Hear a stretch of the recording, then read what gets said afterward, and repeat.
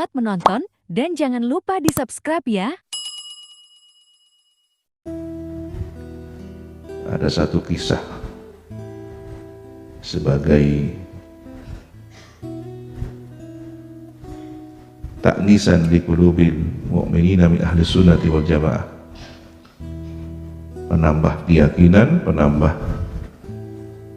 kekuatan iman dan keislaman kita dalam berakidah ahli sunnah wal jamaah. Ada seorang dzurriyyah Rasulullah yang tasyayyu', yang beralih menjadi Syiah, cenderung mengikuti konsep ajaran Syiah.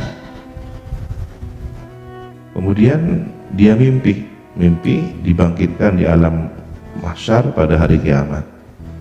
Satu persatu orang diadili, sampailah pada giliran dia.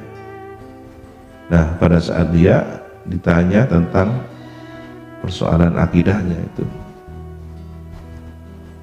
terungkap bahwa ternyata ajaran mencaci maki itu kelak pada hari kiamat hanya mempermalukan diri sendiri. Bagaimana tidak? Pada saat itulah kemudian orang ini dipertemukan dengan Sayyidina Abu Bakar dan Sayyidina Umar. Lalu datanglah Sayyidatuna Fatimah Az-Zahra sebagai ibunda kaum arifin, ibunda ahlu baiti Rasulullah. Nah, dzurriyyah Rasulullah ini yang sempat cenderung Syiah tasyayyu' dimintakan maaf. Yang memintakan maaf itu siapa? Sayyidatuna Fatimah dengan rasa malu yang besar kemudian menangis. Siti Fatimah minta maaf pada Sayyidina Abu Bakar dan Sayyidina Umar untuk dzurriyyahnya ini yang mencaci maki. Relakah diri kita mempermalukan datuk kita untuk memintakan maaf?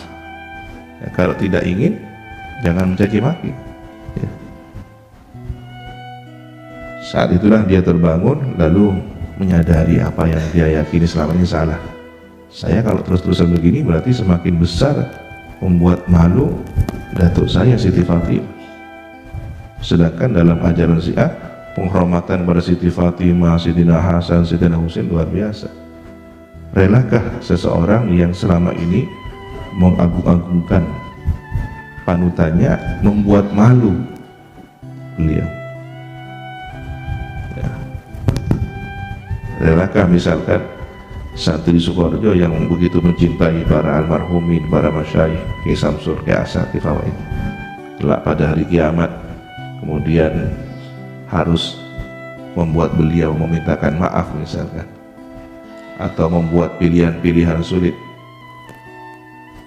Ya, khawatir kita hari ini berada di pondok pesantren tetapi tidak benar-benar berkumpul dengan beliau nanti di akhirat. Kenapa? Ada yang salah mungkin. Usul adab kepada guru, i'tiqad kepada masyayikh. Ya. Benarkah kamu santri Sukoharjo? Iya benar. Benarkah kamu mencintai Ki Samsul, Ki Asad? Iya benar. Setelah diungkap, ternyata ada yang tidak benar. Boleh jadi karena dia lebih meyakini Tokang Jaza lebih hebat dari Ki Samsul misalkan. Ini hati-hati oknum santri yang tergiur dengan ilmu-ilmu sulapan, ilmu teku sekelan yang kemudian berbayar, setiap baiatnya bisa berbayar 200.000 rupiah misalkan. Sudah keluar dari pesantren melanggar, minta ijazah dengan berbagai janji ilmu, ya, ada levelnya, level karomah, level nama-nama yang sangat menarik bagi santri-santri yang tidak paham dunia itu. Oh ini hebat. Biasanya santri baru atau awam tentang dunia spiritual hanya melihat dibakar api tidak mempan, wah tertarik, ini ilmu hebat ini. Jangan tergiur dengan ilmu sulapan yang hanya bisa diperoleh sedemikian rupa. Banyak ilmu tipu-tipu ya. Ilmu sejati yang ini yang bisa mengantarkan keselamatan dunia akhirat, yang bisa meyakini siapa masyayikh kita. Pantaskah kita kemudian harus mempermalukan diri? Enggak, bahan pendidikan santai. Walaupun sudah bertahun-tahun di sini, tapi iktikadnya bukan kepada Kiai Samsul Arifin, iktikadnya bukan kepada Kiai Hasan, lebih kepada tukang tipu, lebih kepada dukun, lebih kepada tukang ramal, lebih kepada orang yang tidak jelas keilmuannya. Ya mudah-mudahan selamat. Bagi yang masih meyakini, sudah hentikan, atau sebaiknya ya selesaikan saja dengan baik-baik, daripada kemudian tidak berkah ilmunya, kan gitu. Ujiannya orang mencari ilmu begitu.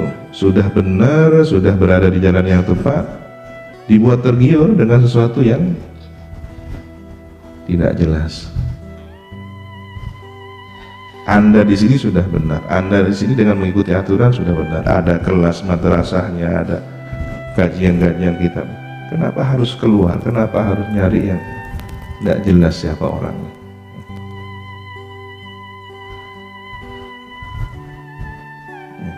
Jadi renungan kita semua.